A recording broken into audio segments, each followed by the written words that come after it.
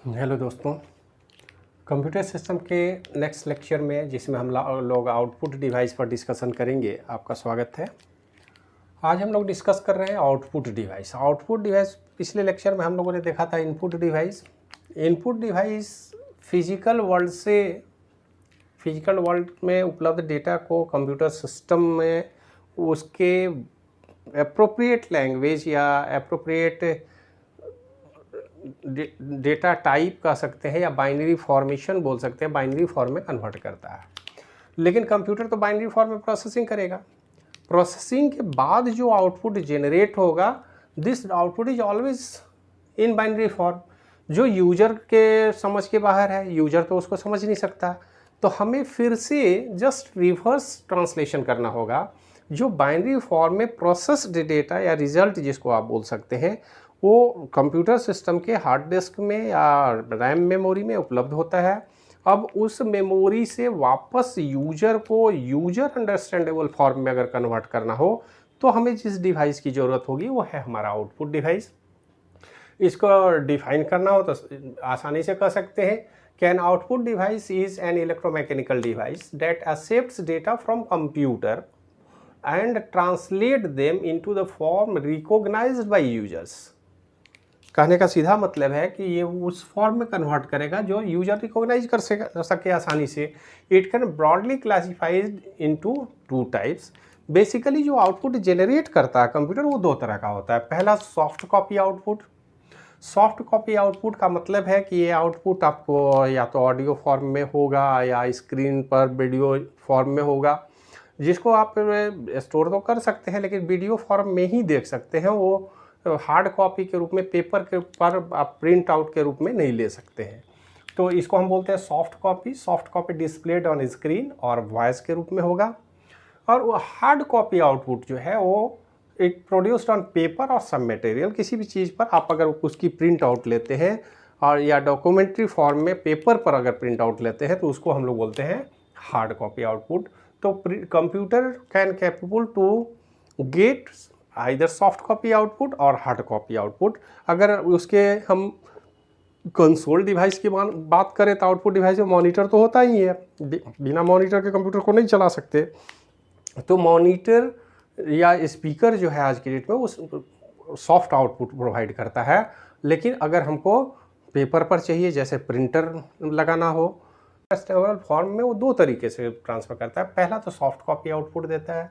Soft copy output कहने का मतलब डिस्प्लेड ऑन स्क्रीन और वॉइस। मॉनिटर स्क्रीन पर जो डिस्प्ले आप देखते हैं या स्पीकर के रूप में कई बार वो आउटपुट डिस्प्ले करता है, तो उस तरह से वॉइस रेस्पॉन्स सिस्टम अगर हम लगा देंगे तो वॉइस के रूप में वो आउटपुट दे देगा, और नहीं तो स्क्रीन पर डिस्प्ले करेगा। उसको हम सॉफ्ट कॉपी बोलेंगे। उसको स्टोर नहीं कर सकते हम, जब भी सिस्टम को ऑन करेंगे तो स्क्रीन पर दिखने लगेगा। लेकिन यदि हमको उसको ऑन पेपर चाहिए, डॉक्यूमेंट्री प्रूफ के रूप में इस्तेमाल करना आउटपुट को, तो फिर हमको हार्ड कॉपी आउटपुट चाहिए, जो प्रोड्यूस्ड ऑन पेपर या सब मटेरियल। कोई भी पेपर, किसी भी तरह के पेपर पर, प्लास्टिक में, जो भी हो, उस पर अगर आउटपुट लेते हैं आप, तो उसको बोलेंगे हार्ड आउटपुट। कंप्यूटर का आउटपुट डिवाइस बड़ा पावरफुल डिवाइस है, और इसमें खास करके सबसे पहला जो डिवाइस है हमारा वो है मॉनिटर। मॉनिटर को हम console part of computer system बोलते हैं। जैसे हम कंप्यूटर की कल्पना कीबोर्ड और माउस के बगैर नहीं कर सकते, उसी तरह मॉनिटर के बगैर भी कंप्यूटर की कल्पना नहीं की जा सकती। कंप्यूटर तो मैंडेटरी पार्ट है। कंप्यूटर की कल्पना मॉनिटर के बगैर सोच भी नहीं सकते, इसलिए इसको हम उसका कंसोल पार्ट बोलते हैं। और किसी भी मॉनिटर को जब हम ध्यान से देखें तो हमको दो तीन बातों को ध्यान में रखने की ज़रूरत है। सबसे पहला टर्म आता है आस्पेक्ट रेशियो। आस्पेक्ट रेशियो बोलता है width to height ratio. Width to height ratio मतलब, अगर मॉनिटर को आप देखें तो ज़्यादातर मॉनिटर 4:3 के फॉर्म में होंगे, 16:9, ये आस्पेक्ट रेशियो है। और जो एक्चुअल में हम बोले तो विड्थ टू हाइट रेशियो जिसको हम बोलते हैं, हमारे डिस्प्ले का जो कॉन्फ़िगरेशन हो इस तरह से बनाया जाता है कि ये आस्पेक्ट रेशियो मेंटेन रहे। अगर हम ऐसा नहीं मेंटेन रखते हैं तो हमारे लिए कुछ ऐसे मॉनिटर पहले बनाए गए थे जो एक स्क्वायर फॉर्म में थे, लेकिन वो उतना इफ़ेक्टिव नहीं हुए, देखने में भी अच्छा नहीं लगता है। क्योंकि हमारे आई का वेरिएशन जो है, आई बॉल जो हमारा वेरी करता है, वो जिस रेशियो से वेरिएशन होता है उसी रेशियो के आधार पर हम weight to height ratio maintain रखते हैं, ताकि सामने वाले को कोई दिक्कत ना हो देखने में। क्योंकि मॉनिटर पर बहुत ज़्यादा देर तक हम स्क्रीन पर नज़र लगा के कुछ देखते हैं, पढ़ते हैं, लिखते हैं, टाइप करते हैं, 8-8 घंटे ऑफिशियल ड्यूटी करते हैं, तो ऐसी स्थिति में हमको weight to height ratio maintain रखना बहुत ज़रूरी होता है। और ज़्यादातर हमारे मॉनिटर 4:3 या 16:9 के वेट टू हाइट रेशियो में बनाए जाते हैं, ताकि हमें कोई दिक्कत ना हो। इसके बाद स्क्रीन के साइज़ की बात होती है, तो साइज़ में एक बात हमेशा ध्यान में रखेंगे कि इसके साइज़ को तो हम इंच में मेजर करते हैं, लेकिन ये जो फिजिकल साइज़ है वो हमेशा डायगोनल होता है। इसको कभी भी सीधे हम नहीं मेजर करते हैं, बल्कि डायगोनल मेजरमेंट होता है ये, और उसी को हम यहाँ लिखते हैं, चाहे 14 इंच हो, 15 इंच हो, 17 इंच हो, 19 इंच हो, 21 इंच का हो। तो मॉनिटर का स्क्रीन का साइज़ की बात जब आती है, तो साइज़ हमेशा ही डायगोनल डिस्टेंस को मेजर किया जाता है और उसी के आधार पर वो बनाया जाता है। उसको ना हाइट से मतलब है, ना विड्थ से मतलब है, वो सीधे सीधे डायगोनल जो साइज़ है उसी साइज़ को डिस्प्ले करती है यह कंपनी। इसके बाद ग्राफिक्स, पिक्चर की क्वालिटी बहुत महत्वपूर्ण है, और हम जानते हैं कि हमारा विंडोज़ ऑपरेटिंग सिस्टम की बात करें, आज लाइनक्स की बात करें, तो अलग अलग रिजोल्यूशन को सपोर्ट करने वाले सॉफ्टवेयर तमाम ऑपरेटिंग सिस्टम हैं, वो अलग अलग सॉफ्टवेयर को सपोर्ट करते हैं। तो ग्राफिक्स कैपेबिलिटी क्या है, ऐसे AGP एक्सेलरेटेड ग्राफिक्स की बात हम करते हैं। तो इस ग्राफिक्स कैपेबिलिटी में आप ज़्यादातर देखेंगे कि अलग अलग रिजोल्यूशन को सपोर्ट करता है। जैसे अगर हम बात करें 1280 इंटू 780, तो इसका मतलब क्या हुआ? अगर हम ग्राफिक्स की बात करें तो ग्राफिक्स अलग अलग रिजोल्यूशन को सपोर्ट करता है, और रिजोल्यूशन एक्चुअल में ये जो टर्म रिप्रेजेंट करता है, ये एक्चुअल में बताता है। हम जानते हैं कि हमारे मॉनिटर स्क्रीन में जो भी इमेज क्रिएट किया जाता है, उसका सबसे छोटा पार्ट जो डॉट होता है, उसको हम लोग बोलते हैं पिक्सल। पिक्सल टर्म है, माने पिक्चर एलिमेंट। तो ये जो पिक्चर एलिमेंट है, सबसे छोटा डॉट यूनिक आइडेंटिफाइबल टूल है, जिसको हम यूनिकली आइडेंटिफाई कर सकते हैं, प्रोसेस कर सकते हैं। तो इस पिक्चर एलिमेंट जो सबसे छोटा एलिमेंट है, उस पिक्चर एलिमेंट का यहाँ पर रिजोल्यूशन क्या है, मतलब पूरे स्क्रीन में कितने पिक्चर एलिमेंट से इमेज क्रिएट किए गए हैं, उसको ये बोलता है रिजोल्यूशन। तो रिजोल्यूशन में अगर आप गौर से देखें तो इस तरह से अलग अलग रिजोल्यूशन होगा। इसका मतलब है कि अगर हम रिजोल्यूशन को 10:8 कर दें, तो इसका मतलब क्या है कि पूरे स्क्रीन में यहाँ से यहाँ तक 10 डॉट है, और यहाँ से यहाँ तक 8 डॉट की बात कर रहे हैं बस। इधर 10 इधर 8, तो टोटल क्या हो जाएगा रिजोल्यूशन 10:8। इसी तरह से कितने पिक्चर एलिमेंट पूरे स्क्रीन पर इमेज को क्रिएट करने के लिए इस्तेमाल किए गए, वो है रिजोल्यूशन। और वही ग्राफिक्स की क्वालिटी को बढ़ाता है या घटाता है। आज के डेट में हमारे पास जितने भी ऑपरेटिंग सिस्टम है, अलग अलग रिजोल्यूशन को सपोर्ट करते हैं। एक ही ऑपरेटिंग सिस्टम में आप ग्राफिक प्रॉपर्टीज़ में जाकर रिजोल्यूशन को चेंज कर सकते हैं, जैसी ज़रूरत होगी, जैसा सॉफ्टवेयर सपोर्ट करता होगा उस तरह से रिजोल्यूशन को आप चेंज कर सकते हैं। एक बात ध्यान में रखेंगे, रिजोल्यूशन जैसे जैसे बढ़ाएंगे, हमारे कंप्यूटर में मेमोरी का रिक्वायरमेंट, क्योंकि पिक्चर एलिमेंट है उसको इंडिविजुअली स्टोर करना होगा, उस इमेज को स्टोर करना होगा, उसके प्रॉपर्टीज़ को स्टोर करना पड़ता है। तो स्वाभाविक है, जैसे कोई इमेज है तो किस कलर का है, उसके बाद उसका जो कॉन्ट्रास्ट क्या है, ब्राइटनेस क्या है, कलर पोजीशन क्या है, हॉरिजॉन्टल पोजीशन क्या है, वर्टिकल पोजीशन क्या है, तो ये सारे इंफॉर्मेशन उसके साथ स्टोर किए जाएंगे, जिसको उसका एट्रीब्यूट हम बोलते हैं। मतलब कंप्यूटर में इंफॉर्मेशन में जो डॉट पैटर्न हम पिक्चर एलिमेंट रखते हैं, पिक्चर एलिमेंट प्लस उसके एट्रीब्यूट मिला करके स्टोर किए जाते हैं। तो जैसे जैसे हम रिजोल्यूशन बढ़ाएंगे, हमारा मेमोरी का रिक्वायरमेंट बढ़ जाएगा। इसमें कोई डाउट नहीं है कि इमेज की क्वालिटी इम्प्रूव होगी, लेकिन रिजोल्यूशन जैसे जैसे हम बढ़ाएंगे वैसे वैसे मेमोरी का रिक्वायरमेंट और कॉस्ट भी हमारा बढ़ेगा। इस बात को ध्यान में रखते हुए अगर ज़्यादा ग्राफिक प्रॉपर्टी चाहिए तो हमारे सिस्टम का कॉस्ट भी बढ़ता चला जाएगा। तो इस बात के आधार पर हम कंप्यूटर जब भी खरीदने की बात हुई, ज़रूरत होगी, अगर मॉनिटर के प्रॉपर्टीज़ की बात होगी तो इन सारी बातों को टेक्निकली आपको ध्यान रखने की ज़रूरत है। बाकी वो किस कंपनी के द्वारा बना हुआ है ये बहुत महत्वपूर्ण नहीं है कि एलजी का हमने लिया है, सैमसंग का लिया है या फिर एचसीएल का मॉनिटर है हमारे पास, डेल का मॉनिटर, वो मायने नहीं रखता। मायने रखता है ये सारे पैरामीटर क्या कहते हैं। इसके बाद आता है नंबर 2 प्रिंटर। अगर हमको हार्ड कॉपी प्रिंटिंग चाहिए, हार्ड कॉपी कहने का मतलब है कि हम पेपर पर प्रिंट करना चाहते हैं, तो हमारे पास तमाम तरह के प्रिंटर उपलब्ध हैं। डॉट मैट्रिक्स प्रिंटर है, लेजर प्रिंटर है, इंकजेट प्रिंटर है। ये सारे प्रिंटर आजकल सबसे पॉपुलर प्रिंटर की हम बात करें, प्रिंटर तो और भी डेजीव्हील प्रिंटर भी है, थर्मल प्रिंटर भी आता है और भी कुछ कुछ प्रिंटर बनाए गए हैं, लेकिन हम उसकी बात अभी नहीं करते हैं। जो पॉपुलरली अवेलेबल है मार्केट में, जिसका यूज किया जा रहा है, सिर्फ उस आउटपुट डिवाइस की हम बात कर रहे हैं, क्योंकि उन्हीं का हमको यूज करना है। तो वो उसमें आप देखेंगे डॉट मैट्रिक्स प्रिंटर, डीएमपी जिसको शॉर्ट में हम लोग बोल देते हैं, उसके बाद लेजर और इंकजेट, ये 3 तरह के बहुत ही पॉपुलर प्रिंटर मार्केट में अवेलेबल है। अब ये देखना पड़ेगा कि इनमें क्या क्या खूबी है। अगर हम बात करें तो डीएमपी प्रिंटर कॉस्ट इफ़ेक्टिव, सबसे सस्ता, प्रिंटिंग कॉस्ट बहुत ही कम है, इसलिए जितने भी मार्केट में, दुकान में आपको टिकट काउंटर पर, रेलवे टिकट काउंटर पर आप देख लें, दुकान के बिलिंग पॉइंट पर देख लें, इन सारे जगहों पर डॉट मैट्रिक्स प्रिंटर का इस्तेमाल किया जाएगा। इसका प्रिंटिंग कॉस्ट, एक तो रिफिलिंग का प्रोविज़न है, दूसरा है कि प्रिंटिंग कॉस्ट इसमें 2-4-5 पैसे पर पेज पड़ता है। तो आप सोच सकते हैं कि कितना सस्ता है, लेकिन प्रिंटर का कॉस्ट थोड़ा ज़्यादा होगा, प्रिंटिंग कॉस्ट बहुत ही कम है।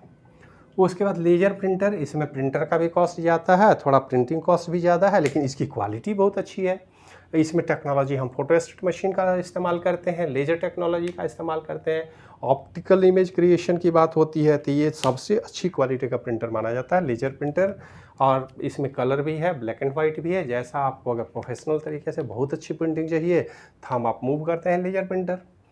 अगर हमको ख़रीदना भी होगा तो कॉस्ट अगर सपोर्ट करेगा तो हम लेजर प्रिंटर का इस्तेमाल करेंगे।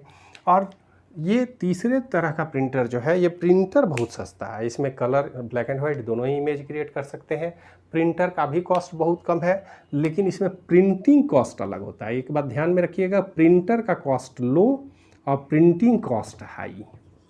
इसमें पर पेज प्रिंटिंग हमको लगता है 5 रुपीज़ पर पेज पड़ेगा, जबकि यहाँ पर हम क्या बोल रहे थे, 0.05 रुपीज़ पर पेज, और यहाँ पर 0.5 रुपीज़ पर पेज। आप सोच सकते हैं 0.5, 0.5, यहाँ 5।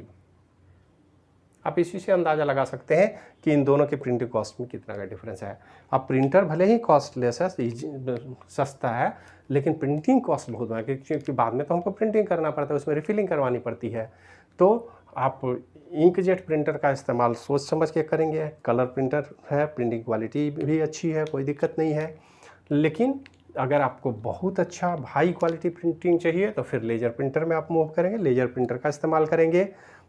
वैसे प्रोफेशनली सबका अलग अलग महत्व है, जहाँ जैसी ज़रूरत होती है वैसा हम लोग करते हैं। प्रिंटिंग के द्वारा जो डॉक्यूमेंट प्रिंट हो रहा है उसका क्या वैल्यू है। अगर रेलवे का टिकट काटना है तो केवल टिकट की बात है, उसको का बहुत इंपॉर्टेंस नहीं है, तो वहाँ पर हमेशा हम डॉट मैट्रिक्स प्रिंटर का इस्तेमाल करते हैं। इसके बाद हम तीसरा आता है प्लॉटर। प्रिंटर्स का एडवांस वर्जन है प्लॉटर। प्लॉटर एडवांस क्या, उसकी टेक्नोलॉजी बिल्कुल अलग है। उसमें इंजीनियरिंग ड्राइंग से लेकर के कैड कैम से कंप्यूटर डिज़ाइन का, बिल्डिंग डिज़ाइन का, और जीपीएस सिस्टम के लेवल पर अगर कोई डिज़ाइनिंग करनी है तो इस प्लॉटर का इस्तेमाल करते हैं। प्लॉटर बहुत हाई क्वालिटी का प्रिंटिंग करता है, इसकी कॉस्ट भी बहुत हाई होती है, सामान्यतः ऑफिस में मिलता नहीं है, बहुत कम। जितने भी मैप वगैरह डिज़ाइन किए जाते हैं, चाहे गांव के डिज़ाइन मैप की बात हो, स्टेट की हो, कंट्री की मैप की बात हो, तो मैप वगैरह की डिज़ाइनिंग में हम हमेशा प्लॉटर का इस्तेमाल करेंगे। अभी प्रिंटर से मैप वगैरह की प्रिंटिंग नहीं की जाएगी, क्योंकि इसकी क्वालिटी बहुत पुअर है विथ रेस्पेक्ट टू प्लॉटर।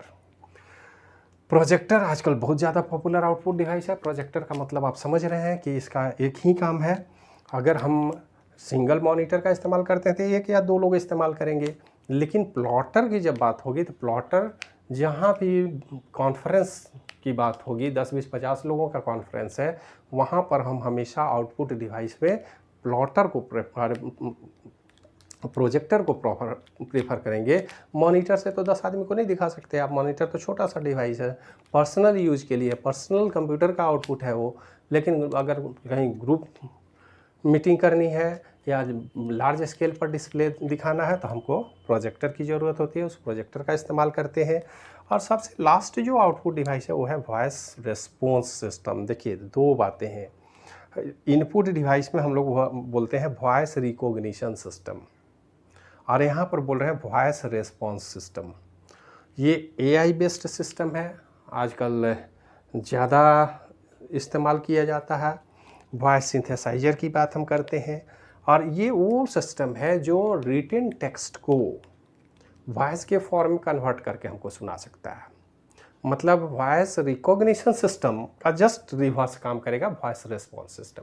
इसमें टेक्स्ट दीजिए, उसका साउंड प्री रिकॉर्डेड साउंड में वो उसको पढ़ सकता है, उसको वॉइस में कन्वर्ट करके हमको वापस दे सकता है। जबकि वॉइस रिकॉग्निशन सिस्टम में हम जो बोलते हैं उसको बाइनरी फॉर्म में कन्वर्ट करता है। और ये बाइनरी फॉर्म या इलेक्ट्रॉनिक सिग्नल के फॉर्म में जो भी ऑडियो सिग्नल है उसके करस्पॉन्डिंग वॉइस को जनरेट करने का काम करता है, स्पीकर से आउटपुट प्रोवाइड करने का काम करता है। तो वॉइस रिस्पॉन्स सिस्टम के साथ स्पीकर भी जुड़ा होगा जो आउटपुट को साउंड के फॉर्म में, ऑडियो फॉर्म में प्रोड्यूस करने का काम कर सकता है। तो ये सारे इनपुट आउटपुट डिवाइस हैं जिनका हम कंप्यूटर में इस्तेमाल करते हैं। कुछ टेक्निकल टर्म है जिसको आपको ध्यान में रखना होगा, जिसमें कम से कम aspect ratio, size, resolution, graphics, इसका ध्यान रखेंगे। Soft copy output, hard copy output, और type of output, monitor, printer, plotter, projectors and voice response system, इसको आप ध्यान में रखेंगे। तो इस तरह से हमने लेक्चर में वीडियो इनपुट डिवाइस की बात की, आउटपुट डिवाइस की बात की। अब यही इनपुट या आउटपुट डिवाइस वो डिवाइस है जो यूज़र फ्रेंडली इन्वायरमेंट कंप्यूटर को के साथ प्रोवाइड करते हैं। यूज़र और कंप्यूटर के बीच में अगर कम्युनिकेशन संभव है तो वो थ्रू इनपुट आउटपुट डिवाइस ही है। तो आप सोच सकते हैं अगर इनपुट आउटपुट डिवाइस को बीच से निकाल दिया जाए तो यूज़र ना ही कंप्यूटर को समझ सकता है, ना कंप्यूटर यूज़र को समझ सकता है। दोनों कंप्यूटर हमारे किसी काम का नहीं होगा। तो कंप्यूटर को अगर यूज करना है तो हमको यूज़र फ्रेंडली इन्वायरमेंट चाहिए, और उस इन्वायरमेंट के लिए हमारे पास इंटरफेस चाहिए। और ये इंटरफेसिंग डिवाइस इनपुट आउटपुट है जिनके सहयोग से कंप्यूटर को हम अपनी इच्छानुसार, अपनी मर्जी से इंस्ट्रक्शन देके, प्रोग्राम देके, सॉफ्टवेयर देके कंट्रोल करते हैं और कंप्यूटर का ज़्यादा से ज़्यादा बेनिफिट उठा पाते हैं। क्योंकि इनपुट आउटपुट डिवाइस नहीं हो तो कंप्यूटर के स्पीड का हमारे लिए कोई मतलब नहीं है, क्योंकि हमारी भाषा वो नहीं समझ सकता, हम कन्वर्ट नहीं कर सकते, कंप्यूटर को कंट्रोल नहीं कर सकते। तो स्वाभाविक है कि आप समझ सकते हैं कि इनपुट आउटपुट डिवाइस कितना इंपॉर्टेंट डिवाइस है। और इस लेक्चर में हम लोगों ने आउटपुट डिवाइस के विषय में जानने की कोशिश की। तो अब हमने कंप्यूटर के कैरेक्टरिस्टिक को देखा, IO डिवाइस के विषय में जाना, इनपुट डिवाइस को स्पेशली कितने तरह के डिवाइस हैं, कौन कौन डिवाइस है, और आउटपुट में कौन कौन से डिवाइस हैं जिनका उपयोग हमको करना पड़ेगा इस फील्ड में रहने के लिए, जानना पड़ेगा, जिनका यूज हम करेंगे फर्दर भविष्य में। और इसके बाद अब हम कंप्यूटर के अगले लेक्चर में जाएंगे, वहाँ पर फिर अगले टॉपिक पर डिस्कशन होगी। आज के लिए धन्यवाद।